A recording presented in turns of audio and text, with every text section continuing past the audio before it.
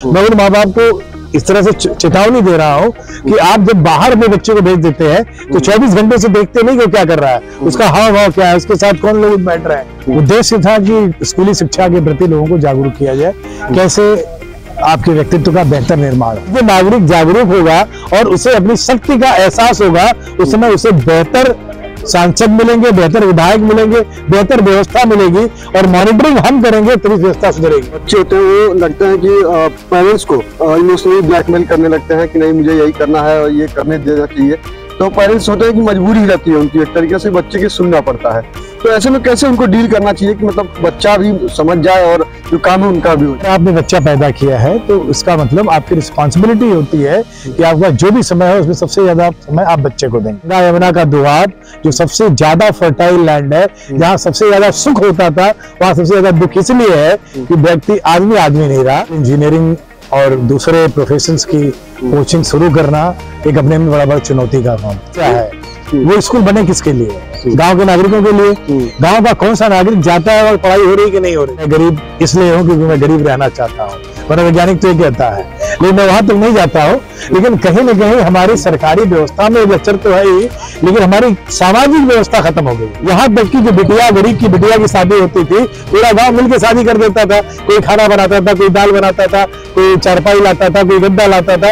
एक सामाजिक जुड़ाव खत्म हो गया, लोग अकेले हो गए। इसमें सरकार का रोल बढ़ता है और सरकार हमारे जैसे लोगों से बन रही है। क्या स्कूल है, आप देखिए टीचर समय से आ रहा है कि नहीं, आप अटेंडेंस लीजिए, नहीं आ रहा है तो उसका रिपोर्ट करिए। अगर गांव के नागरिक जागरूक, मुझे बहुत दुख के साथ करना पड़ रहा है इस समय उत्तर प्रदेश से, ज्यादातर प्रदेशों में गांव की स्थिति ज्यादा खराब है। मैं उत्तर प्रदेश के चंदौली जिले में हूँ और चंदौली के मुगल सराय में हूँ। आज एक ड्रीम गुरुकुल कोचिंग है जिसके द्वारा एक प्रोग्राम रखा गया, बच्चों को मोटिवेट किया गया और जो है कि पेरेंट्स से रिलेटेड और अध्यापकों से रिलेटेड जो रिलेशन होते हैं ये सब बताया गया। तो ऐसे में हमारे साथ बात करने के लिए IIT BHU के प्रोफेसर हैं, सर से खुद जानेंगे इनसे कि क्या क्या इन्होंने आज बताया है और बच्चों के लेकर भी बताया, भविष्य के लिए बताया है, पेरेंट्स को कैसा रिलेशन होना चाहिए। सर आप पहले अपना परिचय खुद दीजिए सर, उसके बाद में बात करते हैं। मैं प्रोफेसर प्रदीप कुमार मिश्र, मैं प्रोफेसर हूँ, सीनियर प्रोफेसर हूँ केमिकल इंजीनियरिंग का IIT BHU में, और मैं 2 विश्वविद्यालयों में कुलपति भी रह चुका हूँ, एक ATU लखनऊ और JUT रांची में। और आज का प्रोग्राम जहाँ तक आप बात कर रहे हैं, बहुत अच्छा प्रोग्राम रहा स्कॉलर प्लैनेट और ड्रीम गुरुकुल का। उद्देश्य था कि स्कूली शिक्षा के प्रति लोगों को जागरूक किया जाए, कैसे आपके व्यक्तित्व का बेहतर निर्माण हो। तो उसमें सबसे बड़ा रोल तो गार्जियंस का होता है, तो वहीं से मैंने शुरुआत की। सर जैसे कि बहुत सारे पेरेंट्स आप लोगों के पास आते हैं, जो बच्चों से रिलेशन होता है उनका वो दूर होता जा रहा है, बच्चे कम उनसे इंटरेक्ट होते हैं, कम बातचीत करते हैं, डरते हैं कुछ बताने में। तो उसको भी लेकर आपने बहुत अच्छी कुछ बातें बताई सर, वो थोड़ा सा जानना चाहेंगे कि बता दीजिए। देखिए, मैंने बात शुरू वहां से की कि आप आज का जो ये युग है, इंडस्ट्रियल युग, यहाँ इतना भागम भाग है कि लोगों के पास समय नहीं है, और अपने लिए तो एकदम समय नहीं है। जो अपने लिए समय नहीं है तो बच्चों के लिए भी समय नहीं है। अगर आपने बच्चा पैदा किया है तो इसका मतलब आपकी रिस्पॉन्सिबिलिटी होती है कि आपका जो भी समय है उसमें सबसे ज्यादा समय आप बच्चे को देंगे। जब तक बच्चे को आप समय नहीं देंगे, उसकी बातों को समझेंगे नहीं, उसको चीजों से, अच्छी चीजों से परिचित नहीं कराएंगे, तो क्या होगा, वो दूसरे के संपर्क में जाएगा और दूसरे ज्यादातर गलत नॉलेज से देते हैं। तो जो कोई भी अभिभावक है, उसका पहला रोल है कि अगर मुझे बच्चा पैदा करना है तो उसके लिए समय निकालना है। उसके फिजिकल ग्रोथ के साथ साथ उसका मनोवैज्ञानिक ग्रोथ जैसा होना चाहिए, जिससे बड़ा होकर समाज में वो एक सशक्त नागरिक बन सके, ये उनका रोल है। तो उन्हें समय देना होगा, जहां पढ़ रहा है वहां शिक्षकों से भी जाके इंटरेक्ट करना होगा, जरूरत हुआ तो रेमेडियल टीचिंग की व्यवस्था करना होगा, उसको उसके मतलब इंटरेस्ट को समझना होगा। बिना इंटरेस्ट को समझे केवल अपने ऊपर से थोप देना कि तुम्हें ये पढ़ना है, बड़ा गलत है। कई बार पेरेंट्स करते हैं तो 8 तक तो आपको पढ़ने दीजिए, लेकिन 8 तक उसको पढ़ते पढ़ते आपको स्टडी करना है कि हमारे बच्चे में क्या है, क्या पॉजिटिव एट्रीब्यूट्स है, क्या नेगेटिव एट्रीब्यूट्स है, वो क्या बेहतर कर सकता है, उसके हिसाब से उसको आगे ले जाए। लेकिन हमेशा उसको तय करना है, बच्चे को, आपको नहीं तय करना है। आपको सहायक के रूप में उसको हेल्प करना है। सर बहुत सारे ऐसे केसेस आते हैं कि जब बच्चे होते हैं वो लगता है कि पेरेंट्स को इमोशनली ब्लैकमेल करने लगते हैं कि नहीं मुझे यही करना है और ये करने देना चाहिए। तो पेरेंट्स होते हैं कि मजबूरी रहती है उनकी, एक तरीके से बच्चे की सुनना पड़ता है। तो ऐसे में कैसे उनको डील करना चाहिए कि मतलब बच्चा भी समझ जाए और जो काम है उनका भी हो जाए? देखिए, अब वो सिचुएशन मान रहे हैं जहां पर शुरू में शायद उनको समय नहीं दिया गया, तो एक संवाद जो स्थापित होता है पिता पुत्र के बीच में, माता पुत्र के बीच में, वो कहीं ना कहीं गड़बड़ हुआ। इसलिए अब उसकी सोच कहीं अलग है, आपकी सोच अलग है, आपने देरी कर दी, तो अब ये आपके अकेले बस का नहीं है। अब यहाँ पर काउंसलर की जरूरत होगी, आप भी उसको काउंसिल करिए, लेकिन एक प्रोफेशनल काउंसलर क्यों वो ऐसा सोच रहा है वो जानना जरूरी है, उसके बाद उसका हल करना संभव होगा। सर जैसे आप चंदौली में आज आए हुए हैं सर, बहुत सारा प्रोग्राम आप ऐसा अटेंड करते हो सर। चंदौली में मुझे लगता है कि पहला प्रोग्राम है जो ड्रीम गुरुकुल के द्वारा ऐसा किया गया है, क्योंकि बहुत सारे इंस्टीट्यूट में गया था लेकिन ऐसा देखने को नहीं मिला था। ड्रीम गुरुकुल एक कोचिंग जो आप आए हैं सर, इसके बारे में क्या कहें कि इसका क्या मतलब मोटिव है, क्या बच्चों को ये सही राह पे इस समय ले जा रहा है? देखिए, मुगलसराय जैसी जगह पर मेडिकल इंजीनियरिंग और दूसरे प्रोफेशंस की कोचिंग शुरू करना एक अपने में बड़ा चुनौती का काम था। तो कोरोना के पहले भी इन्होंने इस तरह के प्रयास किए थे, बीच में 2 साल शायद कुछ गड़बड़ी हुई थी, इसलिए इस लेवल पे प्रोग्राम ऑर्गेनाइज नहीं हुआ, लेकिन अच्छी फैकल्टी के साथ अच्छा ट्रेनिंग करने का विचार है और ये कर रहे हैं।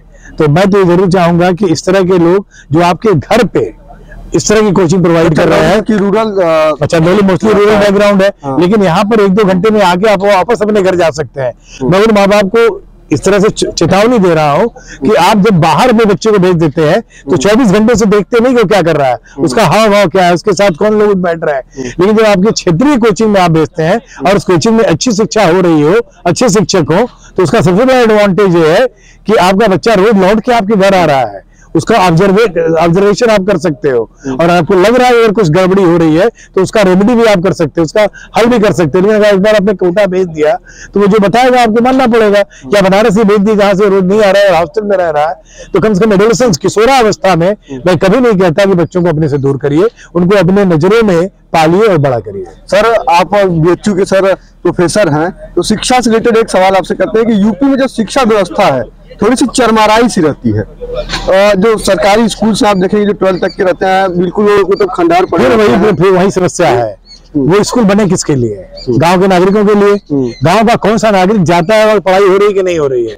जो एक तरह से होता है ना कि इंस्पेक्शन, ये नहीं सरकारी इंस्पेक्टर हो, आपका स्कूल है, आप देखिए टीचर समझ से आ रहा है कि नहीं, आप अटेंडेंस लीजिए, नहीं आ रहा है तो उसका रिपोर्ट करिए। अगर गांव के नागरिक जान मुझे बहुत दुख के साथ करना पड़ रहा है इस समय उत्तर प्रदेश और ज्यादातर प्रदेशों में गांव की स्थिति ज्यादा खराब है। वहां पर इतने संसाधन सरकार दे रही है, न चिकित्सा की व्यवस्था, न शिक्षा की व्यवस्था, संसाधनों की कमी नहीं है, लेकिन लोग गलत दिशा में सोच रहे हैं। और केवल चुनाव तक होता है ग्राम प्रधान का, तो आप पैसे देके आप वोट दे देते हो, तो आपकी जो मॉनिटरिंग है वो क्लचर है। तो आप ग्राम प्रधान को मॉनिटर करिए, आप चिकित्सालय को मॉनिटर करिए, आप विद्यालय को मॉनिटर करिए, आप शिक्षक को मॉनिटर करिए और अपने बच्चों को वहां भेजिए, तभी जाकर ये बेहतर है। सर गांव के लोगों को जागरूक करने के लिए तमाम अभियान भी चलाए जाते हैं, बच्चों के लिए भी चलाया जाता है, लेकिन उन तक पहुंच नहीं पाता है। ये मतलब एक अधिकारियों के लिए माना जाए कि उनकी गलती है या नेताओं की है? चुनाव के वक्त आएंगे तो कहेंगे हम देखिए सारा काम कर देंगे आपके लिए, वही मैं कह रहा हूं। क्यों नहीं हो पाता? ये गरीब के बच्चे क्यों वहीं रह जा रहे हैं? उनका बहुत बड़े साइकोलॉजिस्ट की बात तो नहीं कहूंगा कि मैं गरीब इसलिए हूं क्योंकि मैं गरीब रहना चाहता हूं, मनोवैज्ञानिक तो ये कहता है, लेकिन मैं वहां तक नहीं जाता हूं।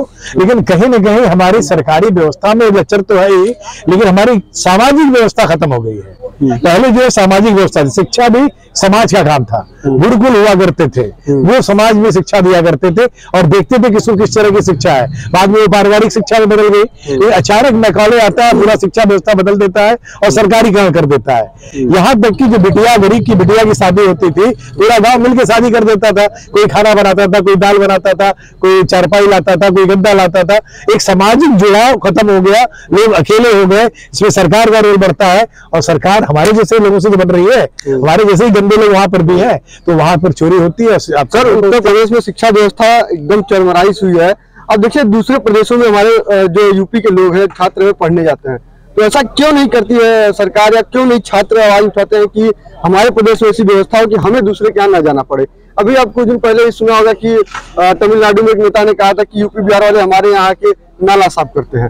तो ये सब चीजें सुनने को दूसरे प्रदेश से मिल जाता है। तो ऐसी मतलब क्या कमियां रह जाती है अपने प्रदेश में, क्या हम लोग को बाहर जाना पड़ा है, अपने यहाँ नहीं कर पा रहे? देखिए 2-3 चीजें हैं जो चेंज हो चुका है।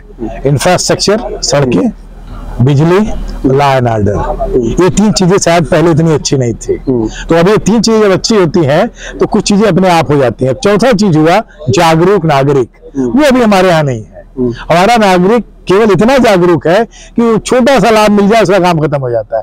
जिस दिन नागरिक जागरूक होगा और उसे अपनी शक्ति का एहसास होगा, उस समय उसे बेहतर सांसद मिलेंगे, बेहतर विधायक मिलेंगे, बेहतर व्यवस्था मिलेगी और मॉनिटरिंग हम करेंगे तभी व्यवस्था सुधरेगी। तो सरकार सही दिशा में है, अब हमें सही दिशा में चलना है। अच्छा, अपने क्या होता है कि लोग दारू मुर्गा के बहुत आपने कहावत सुना है कि यूपी में दारू मुर्गा बढ़ गया और वहां जाके चुनाव में वोट पड़ जाता है।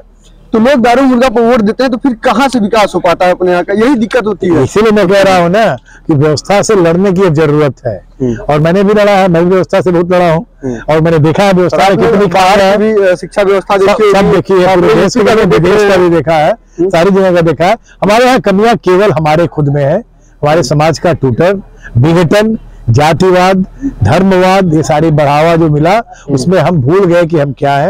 ये गंगा यमुना का दोआब जो सबसे ज्यादा फर्टाइल लैंड है, जहाँ सबसे ज्यादा सुख होता था, वहां सबसे ज्यादा दुख इसलिए है कि व्यक्ति आदमी नहीं रहा और आदमी का जो बेसिक कैरेक्टरिस्टिक्स है उस पे काम करने की जरूरत है। और ये खेल सरकार नहीं कर सकती, ये काम समाज को करना होगा और हम जैसे लोगों को ज्यादा समय समाज में बिताना होगा। वैसे भी BHU के प्रोफेसर है, बहुत सारे मतलब पढ़ाते हैं छात्रों को, जो कि पढ़े लिखे उसमें छात्र आते हैं।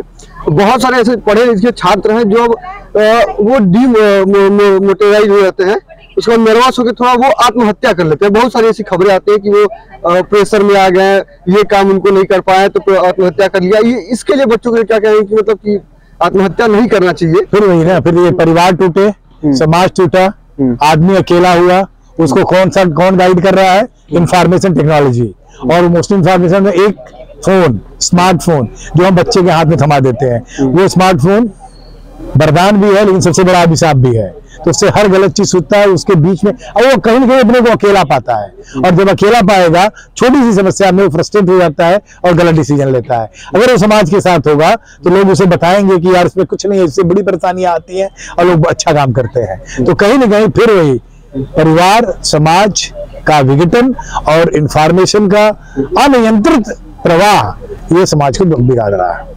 सर बहुत बहुत धन्यवाद, आपने सर मुझे टाइम दिया। आप सुन रहे थे हमारे साथ IIT के प्रोफेसर थे BHU के सर, इन्होंने क्या बताया कि समाज को किस तरह से बदलना चाहिए, लोगों को भी जागरूक होना चाहिए, तब जाके उत्तर प्रदेश में या पूरे देश में शिक्षा व्यवस्था दुरुस्त होगी। और जो छात्र हैं उनको अपने माता पिता से लगाव रखना चाहिए और अध्यापक से भी परमानेंट रखना चाहिए, ताकि उनके जीवन में जो भी घटित हो वो शेयर कर सके और उसका सॉल्यूशन निकाल सके। बहुत बहुत धन्यवाद। Thank you sir, thank you.